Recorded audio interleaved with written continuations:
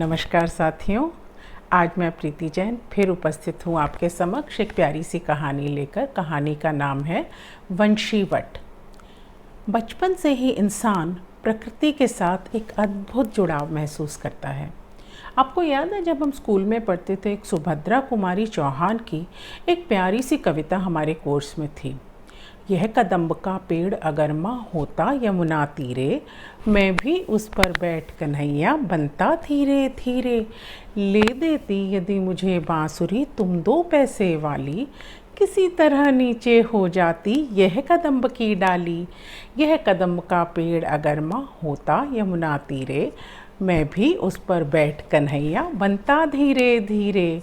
अब आदमी की इच्छाओं के आगे प्रकृति बेबस हो गई है, लेकिन कोरोना के चलते कुछ सांस लेने का मौका मिल पाया है प्रकृति को।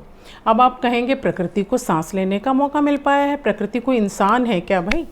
जी हाँ, प्रसिद्ध वैज्ञानिक जगदीश चंद्र बासु ने कहा था कि प्रकृति इंसानों की भांति महसूस करने की, स्पर्श की भाषा को समझने की क्षमता रखती है।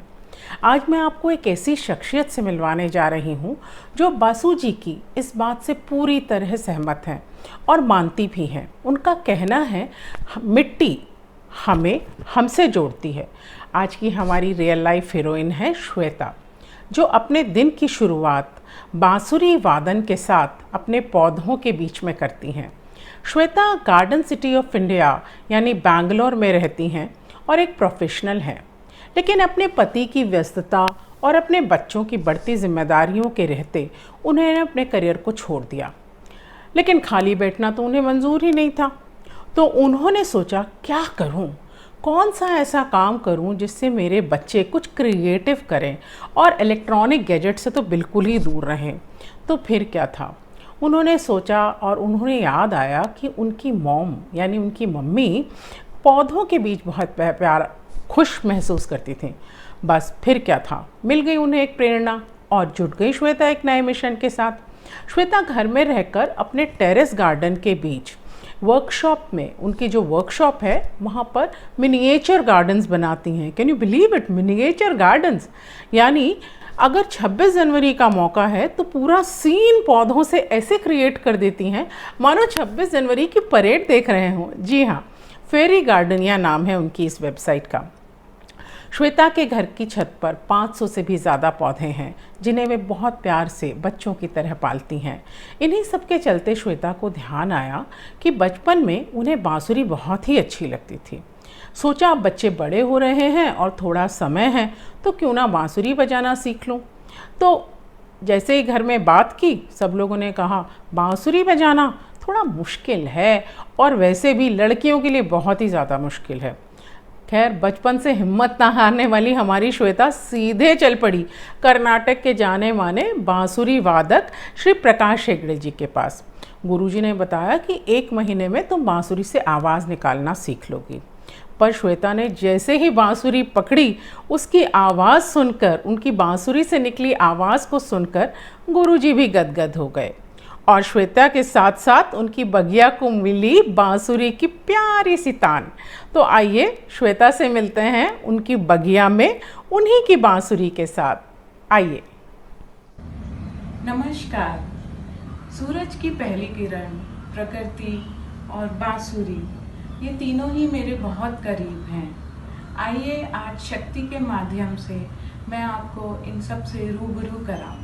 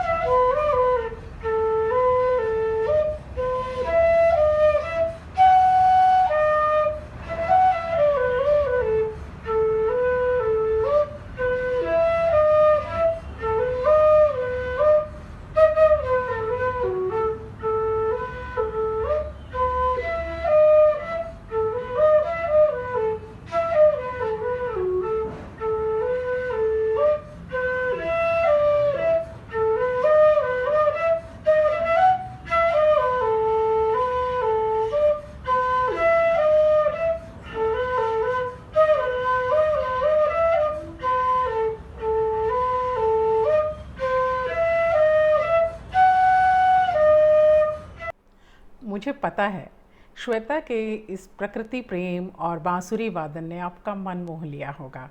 मेरा मानना है ज़रा सी संवेदनशीलता यानी सेंसिटिविटी हमें बदले में पौधों और प्रकृति के साथ एक खूबसूरत और निस्वार्थ रिश्ते का अनुभव कराती है। श्रीकांत वर्मा की बहुत ही खूबसूरत पंक्तियां हैं। फागुन हौले हौले, फागुन हौले हौले घर आंगन में छा जाता है। इस सूने जीवन में बांसुरी बजाता है। आज बस इतना ही, फिर मिलेंगे एक नई और सकारात्मक सोच के साथ। पर्यावरण दिवस की बहुत बहुत शुभकामनाएं। नमस्कार।